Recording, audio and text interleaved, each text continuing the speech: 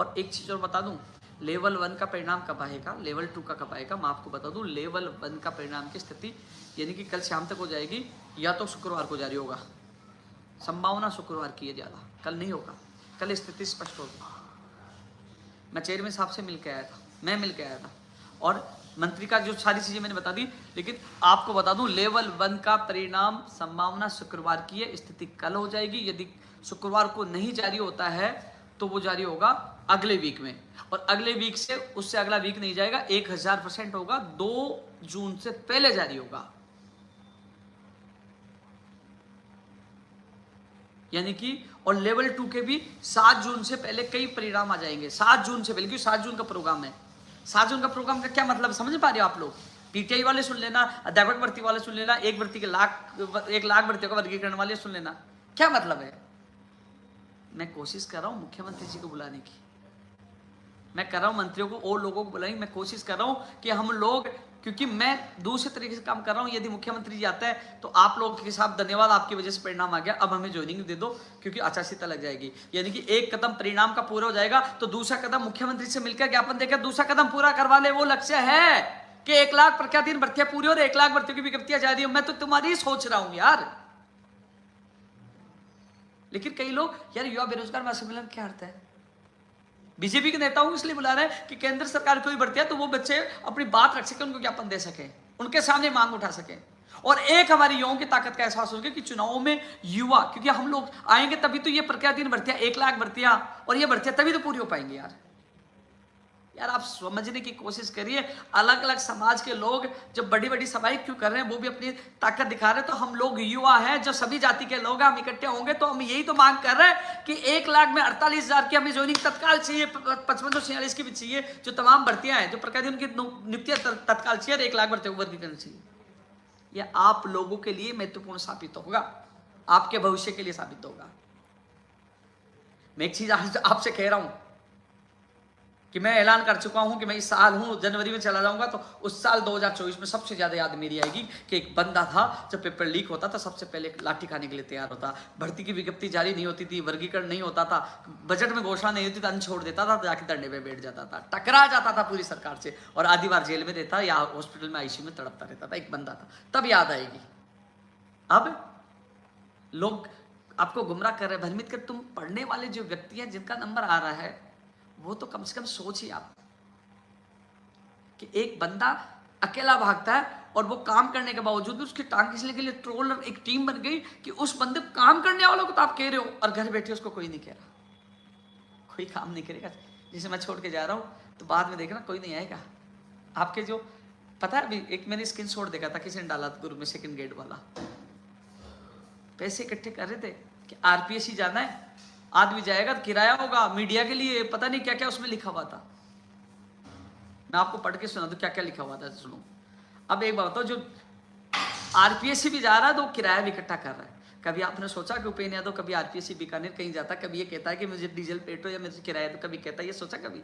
लेकिन यहां मैं मैसेज देखा कि ये देखो, ये हालत ये है, ये हालत है। क्योंकि मेरा लक्ष्य, मेरा सपना है, मैं चाहता हूं कि जब ये मान लो ये साल मेरा कार्यकाल है, मैं छोड़ रहा हूं, तो मैं ये चाहता हूं इस साल के दौरान ये 1 लाख ये 2 लाख परिवारों का भला हो, और चुनाव, रोजगार, नौकरी और मेरे बेरोजगारों का महत्व स्थापित हो। ये चीजें अब जो नुकसान हुआ, अब सुनना, अब झटका लगेगा। पीटीआई से पहले झटका किसको लगेगा, अब सुनना, किसी ने नहीं बताया ना अभी तक। थर्ड गेट वाले जो तमाम अभ्यर्थी जो तैयारी कर रहे हैं, तैयारी करके जो एग्जाम दीजिए, परिणाम के इंतजार कर रहे हैं, आपको किसी नेता ने नहीं बताया ना अभी तक, वो कॉपी पेस्ट करते हैं। संशोधित विज्ञप्ति क्यों आई है? इसमें भूतपूर्व सैनिक के पद जोड़े गए, आप देखना, भूतपूर्व सैनिक के पूर्व के पद आप देखना।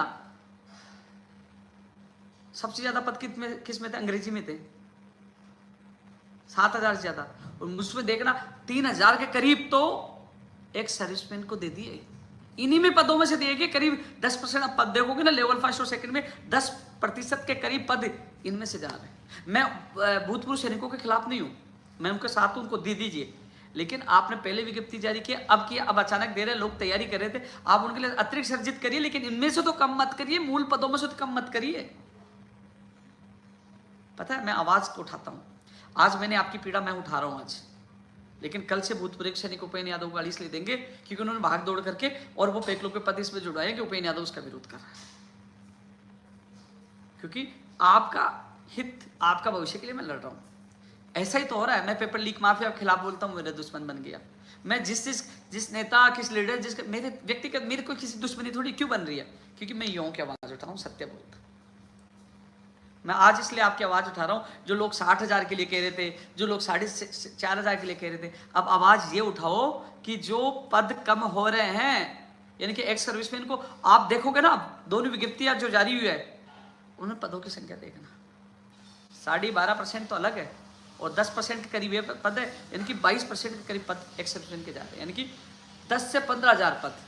मैंने ये एक आपको मैं एक संभावना के आधार पर ये वो क्या बोलता है, एक आइडिया है वो आपको बता रहा हूँ, अनुमानित तो आपको बता रहा हूँ। 10,000 प्लस पद जा रहे हैं लेवल 1 और 2 में से, और सबसे ज्यादा इंग्लिश में देखना क्या हालत है। मैं इसलिए संशोधित विज्ञप्ति के चक्कर में ये सारा सब उसके कारण लेट हुआ है, जो जल्दबाजी करते। अब इसके लिए आवाज उठानी चाहिए ना। मुझे ये स्थिति का पता अभी चला, थोड़ी देर पहले मुझे ये करीब 8:30 बजे के करीब इस चीज का मुझे पता चला। मुझे इस चीज का दुख हुआ, और कल इस चीज को मैं जैसे ही मुझे पता चला, मैंने शिक्षा विभाग के एक अधिकारी को तुरंत फोन किया, शिक्षा मंत्री के ओएसडी पीए को मैंने फोन किया, ये गलत है, आपकी आवाज मैं ही उठाऊंगा। भाई दोस्तों, ये लोग है ना, केवल आपको सोशल मीडिया पे कहेंगे उपेन्द्र यादव झूठ बोला, उपेन्द्र यादव साथ नहीं दे रहा। हमेशा उपेन्द्र यादव साथ रहता आप लोगों के। पीटीआई भर्ती का व्यक्ति सोच रहे कि हमारे लिए कब बोलेगा, मैं बोलूंगा, अच्छा बोलूंगा रुकिए आप। लेकिन पहले मैं इन अध्यापक भर्ती के इन लोगों को ये कहना चाहूंगा, अभी देखना मैं बोल रहा हूँ उसकी कॉपी पेस्ट करके डाल देंगे। ये सारे कॉपी पेस्ट है। एक भी नेता को कभी धरना प्रदर्शन करते हुए देखा क्या आपने? कभी धरना प्रदर्शन करते हुए देखा आपने? नहीं देखा, क्योंकि वो कॉपी पेस्ट करते हैं। धरना प्रदर्शन मैं करता हूँ, प्रेशर मैं बनाता हूँ आप लोगों के साथ, वो केवल पूछते किसी के जाके साथ बता दीजिए और वो ट्वीट करते हैं, या फिर मैं लाइव आ रहा हूँ उसमें से सुनकर वो ट्वीट कर देंगे। जब भी कोई संकट आता है मैं साथ रहता हूँ। आज ये चीजें जो ट्रोल, क्योंकि मैं देख रहा था कई लोग लिख रहे थे ट्विटर पे कि उपेन्द्र यादव झूठ बोलता है, बेवकूफ बनाता है। अरे भाई, जो मुझे अधिकारी बताए, मैं थोड़ी मेरे हाथ में तभी निकाल दूं। जो चीजें मुझे बताई, मैं केवल आप लोगों के लिए आवाज उठाता हूँ। पेपर लीक से लेकर सारी मैंने आवाज उठाई। अब मैं उदाहरण देता हूँ, सचिन पायलट जी ने रैली निकाली है ना, बहुत बड़ी संख्या में। किरोड़लाल मीणा जी भी प्रदर्शन करते हैं, हनुमान वेलिंगल करते हैं, प्रदर्शन करके वो आवाज उठाते हैं। क्या आरपीएससी भंग हुई? क्या सेकंड ग्रेड के लिए बाबा ने आवाज उठाई थी, क्या वो उसके लिए कुछ एक्शन हुआ? ये लोग आवाज उठाते, कम से कम आवाज तो उठा रहे हैं, आवाज उठाते हैं। मैं भी वही काम कर रहा हूँ, लेकिन मैं हमेशा तत्पर रहता हूँ, अंतिम समय तक आपके साथ रहता हूँ यार। ये चीजें दिल से आप लोगों को मैं कह रहा हूं। कई लोग कह रहे हैं, अब सुनो, ये चीज जो बुरा हुआ, जो चीज स्थिति मैंने तो बताई आप लोगों को, और इसके लिए मैं ही भागूंगा, लेकिन इसमें आप लोगों को मुझे साथ चाहिएगा, क्योंकि सच बताना मेरा कर्तव्य आप लोगों को। जो मैं आपको सच बता, आप दोनों विज्ञप्तियां खोल के देखना कि भूतपूर्व सैनिकों के पूर्व के पद जो जोड़े गए बैकलॉग के, वो पद देखना कितने हैं, आपको पता लग जाएगा। इन्हीं पदों, मूल पदों में से जा रहे हैं, अलग से नहीं आए। कई लोग सोचे अलग से नहीं आए, इन्हीं में से आ रहे। कितना नुकसान हो रहा है, अलग से दीजिए। हम उनका विरोध नहीं कर रहे, उनको अलग से दीजिए, कितना नुकसान हो रहा है आप सोचिए। आज जो सोशल मीडिया पे हीरो बनते हैं, ये कहते हैं ना आपकी आवाज उठाएंगे, ये कहते हैं उठाइए अब। चलो मैं इस मामले में बोलूंगा ही नहीं, कुछ नहीं बोलूंगा, बोलो अब उठाओ। अब बोलूंगा भी नहीं, मैं बोलूंगा भी नहीं अब इस मामले में। सोच रहा था कि कल सुबह जाऊं बात, आज मैंने फोन भी किया, जाने की सोचा था, लेकिन अब इसलिए नहीं बोलूं कि जब कुछ लोग भ्रमित करते, कुछ बोलते, तो ये लोग जो परिणाम का इंतजार करने वाले, परिणाम के लिए, अपने स्वार्थ के लिए कि मेरे परिणाम के लिए कब आएगा, और वो भूल जाते कि जो आदमी साथ देता है उसके पक्ष, या जो उनको जवाब दे या वो हमारे साथ है, उसके साथ खड़े रहे।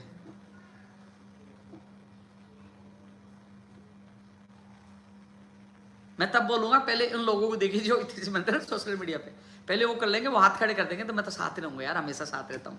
मैं आपका साथ नहीं छोड़ सकता, मैं आप पे गुस्सा कर सकता हूँ, आपके, मैं आपसे, आपको पता है जितना गुस्सा करता हूँ उतना भी आप लोगों को साथ देता हूँ हमेशा, क्योंकि मेरे ऑफिस में जितने लोग आते हैं उन सब के या तो उनके साथ जाता हूँ या मैं कॉल करता हूँ, सबको संतुष्ट करने की कोशिश करता हूँ कि हाँ वो खुश होकर जाए कि मैं इस कार्यालय में गया। मैंने ट्वीट किया था कि मैं बीमार, मेरी तबीयत खराब है। कई लोग कह रहे हैं कि यार वो बढ़ते हुए चक्कर में नहीं आ रहा है। यार मैं पैदल चला था गोवर्धन जी महाराज की, बिना चप्पल चला था, कई दिनों बाद चला था डांडी यात्रा के बाद, तबीयत खराब हो गई, मैं नहीं आ पाया लाइव, उसका भी लोग इश्यू बना दिया। ऐसे लोगों को जवाब आप लोगों को देना चाहिए। तो अध्यापक भर्ती का मैं आपको बता दूं, कल स्थिति स्पष्ट होगी लेवल 1 की। या तो शुक्रवार, संभावना शुक्रवार की पूरी है लेवल 1 का, और यदि शुक्रवार को नहीं हुआ तो ये स्थिति है, क्योंकि मैं आज जितना मैं कहना था सीएमओ से लेकर तमाम लोगों को कह दिया है, तो फिर वो 2 तारीख से पहले परिणाम अध्यापक भर्ती का जारी हो जाएगा। लेकिन शुक्रवार की संभावना 100% है। यदि किसी कारणवश नहीं होता है तो फिर अगले वीक में, यानी कि उस वीक में, उससे अगला वीक कभी नहीं जाएगा। अब कई लोग कहेंगे उपेंद्र यादव कह रहा था पिछला वीक, ये वीक करते करते आ गया। साथियों, जो मुझे मिलता है, जो मुझे पता लगता है, जो आप लोगों को बताता हूँ, लेकिन ये चीज़ 3 जगह से वेरीफाई, 3 जगह से कॉल किए हैं, 3 जगह से फ़ोन किया, मैं तीनों जगह मिला हूँ, तो तीनों की चीज़ें एक साथ निकल के आई है, या तो शुक्रवार तक या फिर अगले वीक। तीनों की चीज़ निकल के आई, जो चीज़ मैं आपके सामने कह रहा हूँ। एक जगह हमें कोई झूठ बोल सकता है, लेकिन 3 जगह झूठ नहीं बोलेगा। ये चीज़ निकल के आई है, मैं आपको ये सच बता रहा हूँ, क्योंकि लोग आप रोज़ देखते हैं, आ जा रहा है, लोग देखते हैं। मैं आप लोगों को गुमराह नहीं कर सकता, सत्य बताना मेरा कर्तव्य है। लेकिन जो पहले जो भी मैंने बताया साथियों, हम गए थे 10 तारीख को, हमें कहा मई महीने में आ जाएगा। फिर मंत्री जी का फोन कर, जो स्थिति निकल के आएगी वो चीजें मैंने आपको हमेशा बताई है। मैं मेरे मन से कभी नहीं बताया, ना बताऊंगा।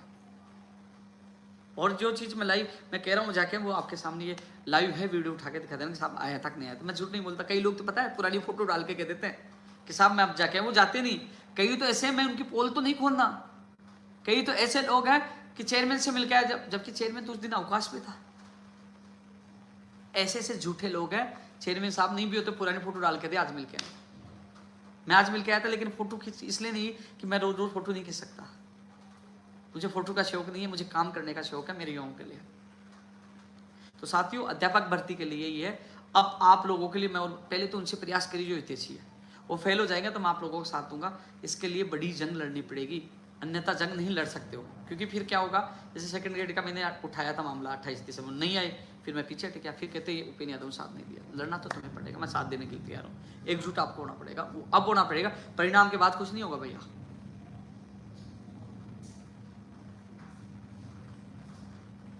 यानी कि 2 गुना का परिणाम आ रहा है, लेकिन 1 गुना का परिणाम आने तक हम लोग ये कर सकते हैं। ये अतिरिक्त पदों की व्यवस्था हम करवा सकते हैं। लड़ना पड़ेगा इसके लिए। ये तो 3rd ग्रेड के अभ्यर्थियों के लिए है। और सबसे बड़ी बात है कि मैं कई बार देखता हूँ, पढ़ने वाले विद्यार्थियों समझते हैं, जो मुझे कई सालों से जानते हैं। मैं आपके परिणाम के, तुम सोच रहे हो, आप लोग ये सोचते हो कि मेरा परिणाम कल जारी हो जाए, परसों जारी हो जाए। मैं परिणाम से ज्यादा ये सोच रहा हूं कि आपके दस्तावेज सत्यापन तत्काल जल्द से जल्द होकर, और तत्काल आपका फाइनल परिणाम होकर, मेरी इच्छा है जुलाई अगस्त तक आपकी ज्वाइनिंग हो जाए, या सितंबर शुरुआत तक हो जाए, क्योंकि अक्टूबर में आचार संहिता लग जाएगी। पिछली भर्ती 2018 जो सबसे बड़ी भर्ती थी 54,000 की, वो आचार संहिता की बेड़ छड़ी थी। और जो हालात चल रहे हैं, वो भी शंका लग रही है कि हम लोग जागेंगे नहीं, हम भागेंगे नहीं, ये भी छड़ जाएगी। इसलिए 7 तारीख को मैं जोर दे रहा हूं, उससे पहले जितना परिणाम जारी हो जाए, तो उन अभ्यर्थियों के साथ हम मांग कर सके। ये चीज आप लोगों को मैं समझाने की कोशिश कर रहा हूं। जो समझ गया, समझदार हो, वो समझेगा। मैं अध्यापक भर्ती के बारे में चर्चा कर चुका हूं। अब मैं चर्चा कर रहा हूं पीटीआई भर्ती के अभ्यर्थियों के लिए। पीटीआई भर्ती